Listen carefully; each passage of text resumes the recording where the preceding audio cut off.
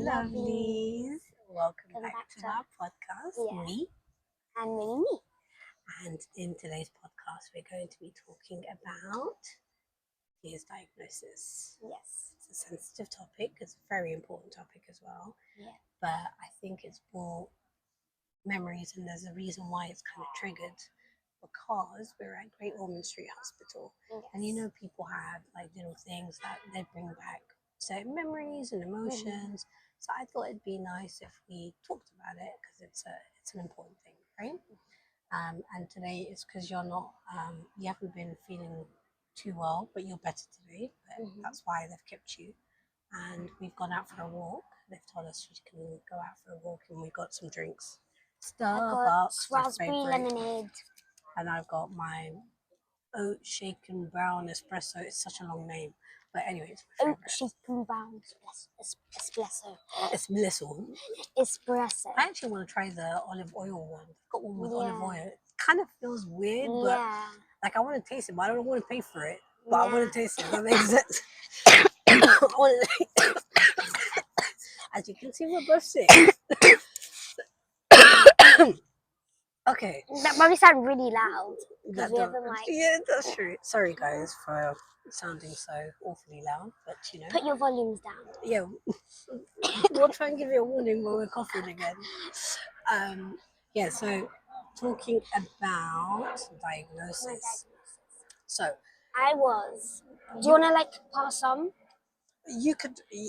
How about you say when were you diagnosed? I'll say a few sentences, then you carry on. Tell everyone when were you diagnosed? So I was diagnosed at the age of 4, and I was in school, and I just started to not feel 100%, and in general for a few weeks. I'd say for a few weeks I wasn't feeling 100%. So you were diagnosed actually. Go back to the dates of your diagnosis. So you were diagnosed back in 2017. It was the 9th of June, 2017. Is your actual diagnosis. However, before you got diagnosed, we're swinging on the thing. So weird, but yeah. Before you got diagnosed, there was obviously signs before that, which is really important for other people because they probably want to know how did you find out and what happened. So it didn't just happen out of the blue, did it? It didn't happen out of the blue. So what do you remember? Like I remember you always used to be like this really active bunny. You always had beans. You always had energy. And then some little things started to change. Do you remember what it is? I do. But try not to remember what I keep telling you and telling everyone. This is genuinely your memory. What was your memory? Remember saying that I had bone pain. Yes. Like here, I definitely remember that. I remember saying. You didn't say it was here. Do you know where you used to say it was? Like my back? No, you used to say it was your neck. Yeah, here. Your neck here. Here. Okay. Well, that's what I meant. Somewhere here. I'm not going to exactly. It was a long time ago. But somewhere I remember because I'm the you adult. Remember. You're the adult. It wasn't that long ago for you, but it was very long ago for me. That's true. Go on. So I remember that. I remember saying I just don't feel well in general. Like I don't want to go to school. Don't want to go to nursery. I mean, like not feeling hot, feeling sick, just not feeling well. You know when you're like, I just don't feel well. Yeah. I don't want to go to school. Don't want to go to nursery. Yeah. I just remember that in general. But pain-wise, it was really just the neck pain. Yeah. If I'm honest with you. It was neck pain, and then it became a few weeks later. Pain. It was your legs were hurting you, and I remember we used to have to hit you. We used to say, "Oh, Mum," when we not hit you, in case people think we were hitting you. Like you used to ask us to pat you, and when we were patting you. Oh, I remember that. Do you remember that? You used to say, "Oh, it feels really nice, Mummy. Thank you." Yeah. But I'll tell you what I think. Your nursery teachers are the ones that started to see signs. I was gonna say. And that's really important because you're the eldest in the school. So what happened is that you'd already spent almost a year at school, and it was your second year at nursery. and your teachers already knew what you're like, and then suddenly they started to see that you were less like active and you didn't want to play so much. You weren't eating. Not all of this, I don't remember. Oh no, I remember they were telling me this, and then so this is like story time for me. Every time my mum tells me this, because you don't this stories, I'm like, oh, really, that happened? And I remember they would say you weren't eating as much, and you were kind of tired. You didn't really want to play with everyone, and they kept saying to me that you looked a bit pale. And the thing is, I didn't really see that you looked pale because you kind of have this like complexion. You're kind of olivey, like I'm like, you're not. Over the years, I've gone You're dark. not white, and you're not dark. Yeah. You're kind of like Mediterranean. You know, like you've got a color to you. Yeah. So I couldn't tell what pale looked like. Because I've got bits from my mum and my dad. Like you're more on the slightly lighter side, and my dad's a bit darker. Exactly. Now I'm in the middle of my age, so I'm middle of your age. No, not in the middle of my age. Like I'm older. Okay. I'm older than I was then. Yeah. So I'm saying my skin color's like changed a bit. Oh, okay. That's what I mean. I was trying to get to okay. No. I lost you there. I was like, what? What are you talking about? No. All right, cool. And then they said that you look pale. So for me, I didn't think you look pale. About your eating, I didn't really see a massive change of appetite because you're always at school and they're always with me. Care. I didn't really see a massive difference. Like it's not like you stopped eating, but it's so subtle. I didn't even pick it up. And being a bit tired. Now I do remember you once in Easter holiday. I remember it was April. You suddenly became really unwell. Like you had a temperature and you were just not feeling great and you were run down. But there was nothing wrong with you. And I took you to the GP. They did some bloods, and apparently, coincidentally, they lost your blood results. So, and even your GP, there was a bee. Okay. See how calm I was and how scared she was. Yeah, I just hope it doesn't come back again because I'm a scary cat. And I remember the GP said, "Oh, she looks pale," and I was like, "Really?" So that's like the second person that said she looks pale. And then I also remember you. I remember you sweating at night. I remember that. And I thought because it was Easter time, I thought it was getting hot in your room and you were just getting hot and sweaty. So all these are like coincidental things. These are symptoms, right? But because of the timing, I thought it's just a coincidence. I thought because it's Easter, a change of weather, people get a bit more snotty, a bit more sick. I thought you were coming down with something. That's why you had the temperature. And then I thought when you were sweating, I thought maybe the room was hot and that's why you were sweating.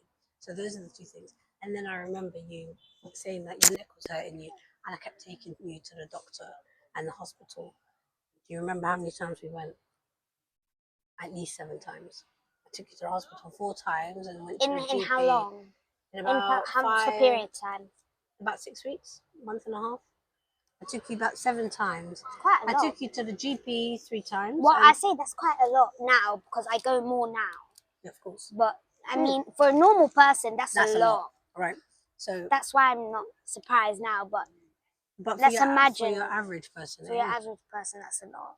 So you went to the GP 3 times. One of them, they did your blood test. The second time, they lost half the blood test. They said, "Oh, she's low in she's anemic or whatever it is," but they didn't say. The one that would have told us that you've got something, they lost that blood test.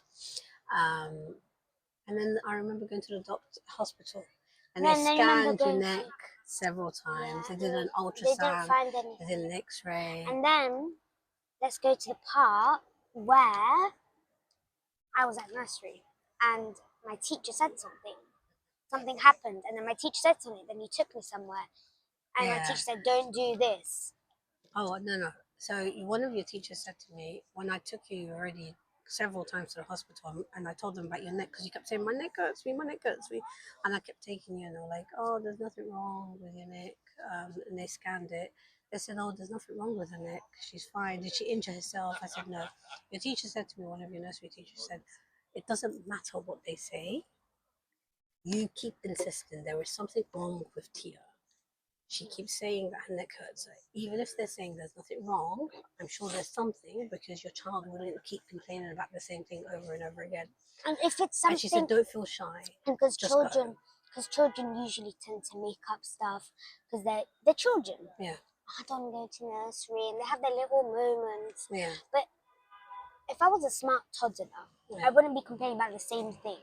I would change it up. I'd say one day it's my neck, next day it'd be my ankle. Well, that's why That's it's why different. That's why it's different. This one you can tell it's actually real because They're if it was repeating the fake, same thing they're over repeating and the over same again. thing over again.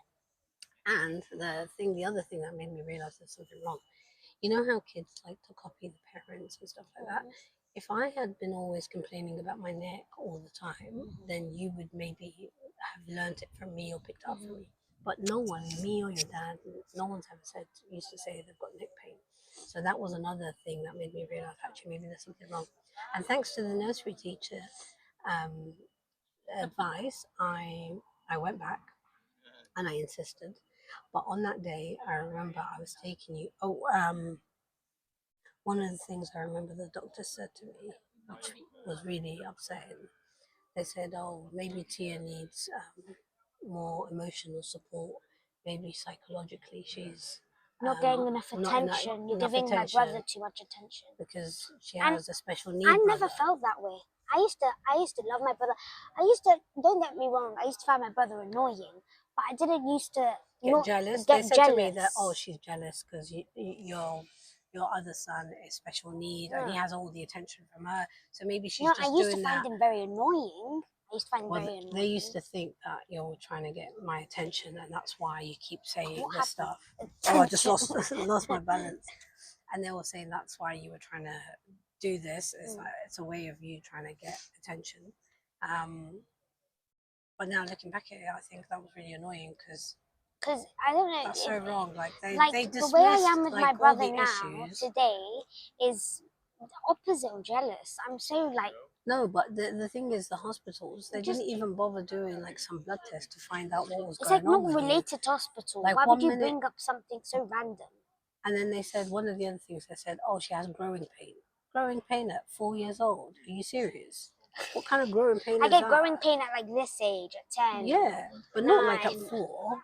You get that Anyway, at 4. so then they made me feel really bad because they thought I actually thought I was a bad mama, and I thought, oh my god, I'm giving all the attention to Ryan, and I'm not giving any attention to Tia, and that's why And she's what made you playing think? up. And what made you realize? Actually, no, that's not the reason. I'll tell you. On one of my last visits, the doctors, the hospital were getting a bit tired of me coming up every week saying, complaining, bringing you to A&E and saying there's something wrong with her, and they say there's nothing wrong with her. And then the last doctor said on one of my visits, they said, "Oh, I think because she has a special need brother, she's probably just playing up and she's just whatever." That made me really upset. And on the following day, or a couple of days later, you woke up in the middle of the night and you joined my bed. You kept sleeping.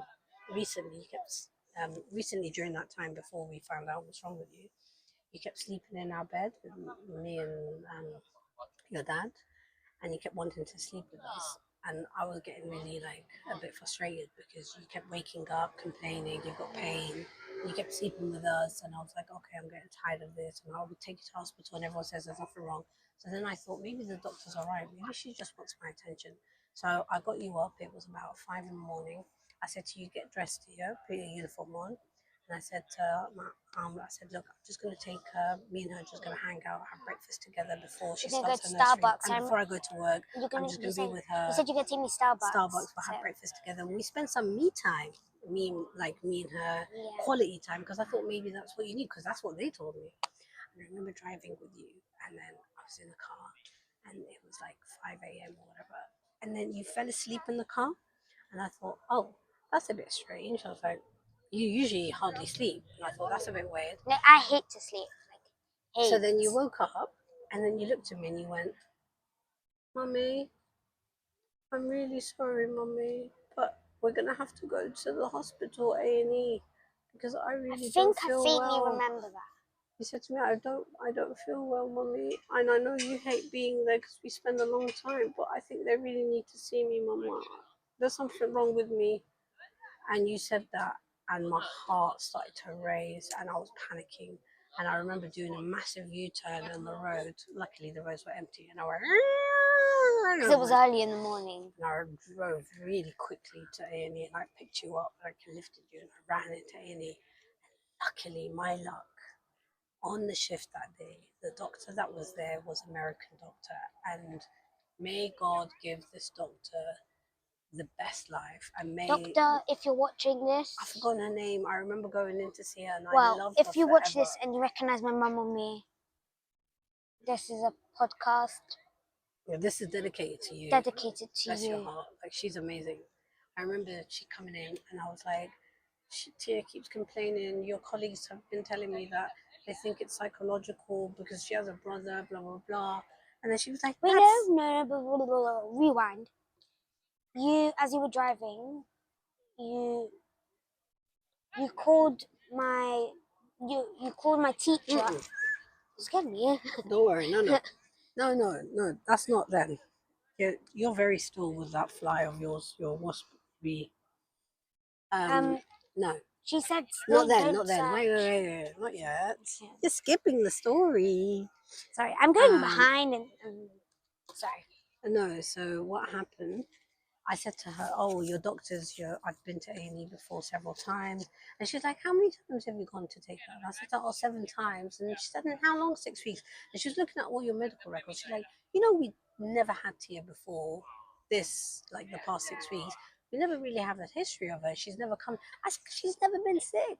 I said, "She's not even had a cold before. She's not had a food before. There's nothing." She only comes in because she's complaining. I'm like, she's only recently started to complain, but she'd been really fit and healthy. She's never like even had like an infection before.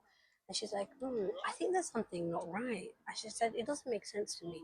I think I need to do some bloods. And she goes, I'm really sorry that we've not done any bloods on her before. But the fact that your daughter said, and she's only 4 years old, she said that there's something wrong, that means there is something wrong. Just because we can't see it, it doesn't mean it doesn't exist. And she goes, I'm going to do the bloods and I'm going to send it to the labs. And she goes, and I've already spoken to a pediatrician, a doctor, and she said in the next few days, someone will see Tia. And she goes, there might be something wrong with her, maybe in the bones, like maybe some sort. I thought, oh, maybe she has like a bony infection or something. I don't know. She said, oh, in a few days we'll find out and we'll call you back. I said, okay.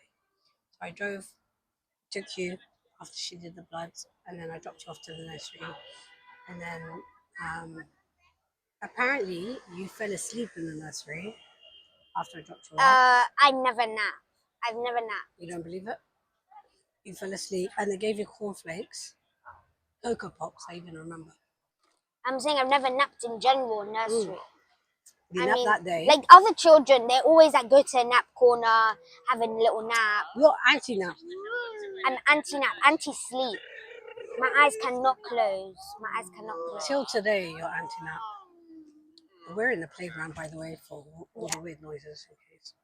But yeah, what else? And then then you fell asleep, and then I got a call from the hospital, and then the doctor goes to me, we have the parents of Tia Ali. I was like, yep. And they're like, okay. And the doctor that I saw, the American one, she was like, I think you're going to expect a call from a professor. He needs to speak to you. I said, professor? What professor? She was like, I don't know. There's something about her bloods and they need to speak to you. And I said, okay, that's a bit weird. I said, okay, fine. So I waited. And then an hour later, half an hour later, I got a call from a professor, whoever. His name was Professor. I forgot his name. He was French. Well, Professor, Professor French. We send you our love.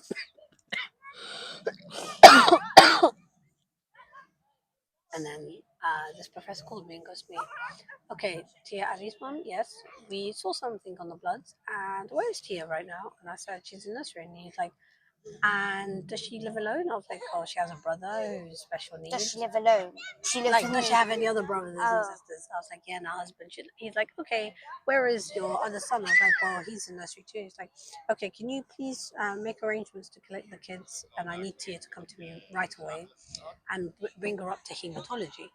And I said, okay, fine, no problem. Do you want to tell me what's going on? He's like, no, we'll talk when we come. I was like, okay, fine.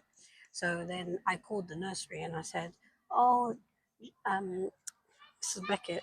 I said, the hospital called me and they said that I need to pick up Tia and I need to go to hematology. Um, and yeah, and I need to go pick up her. And she's like, okay, do me a favor. She's like, don't look up anything. Okay, don't use the phone, don't use the internet, don't do nothing. She said to me, I'll bring Tia over, or she said, I'll bring Ryan over. You go collect Ryan. I think she said something like that. She goes, I'll drive and I'll bring you Tia, and you just go collect Ryan, and I'll meet you at the hospital. But do me a favor, promise me you won't look up.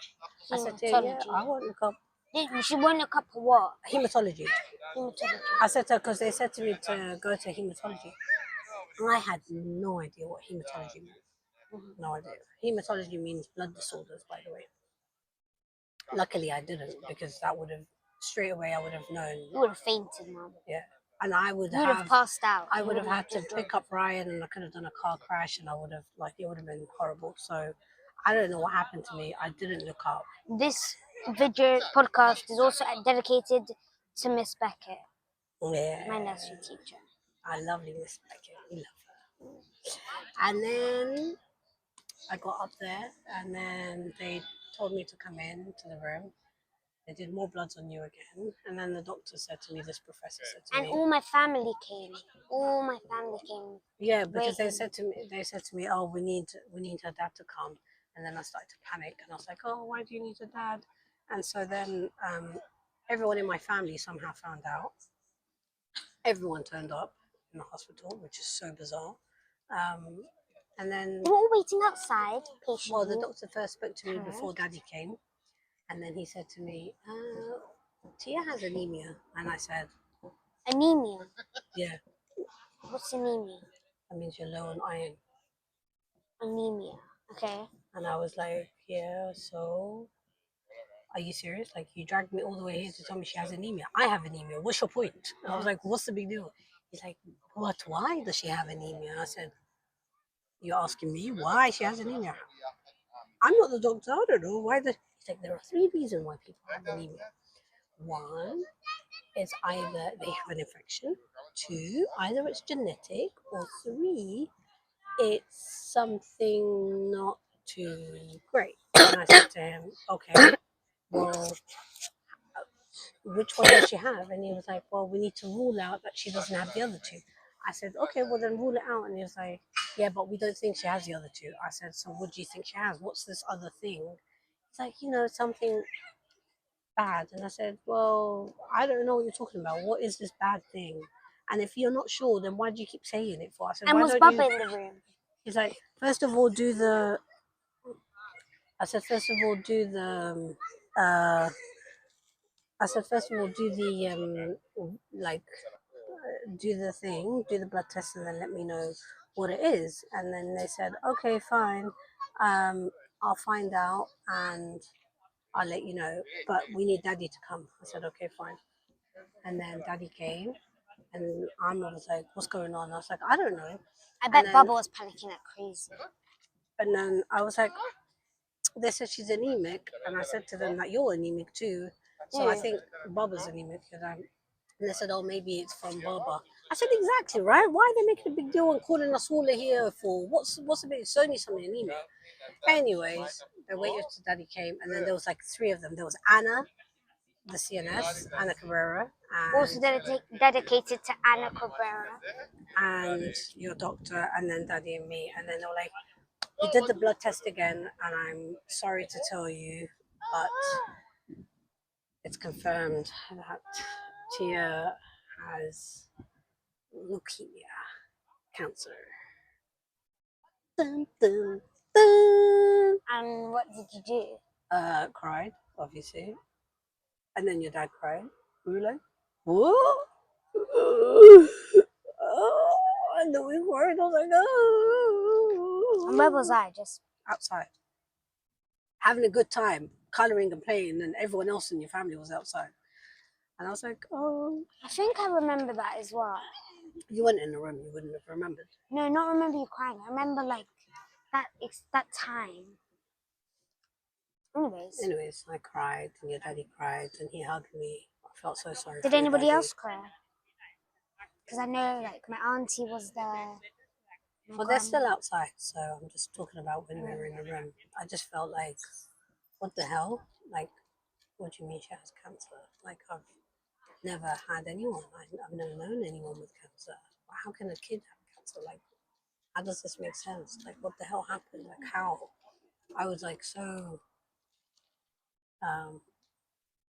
like, yeah, I was so confused because I've never experienced it with anyone in my families or friends, so I don't know what to expect.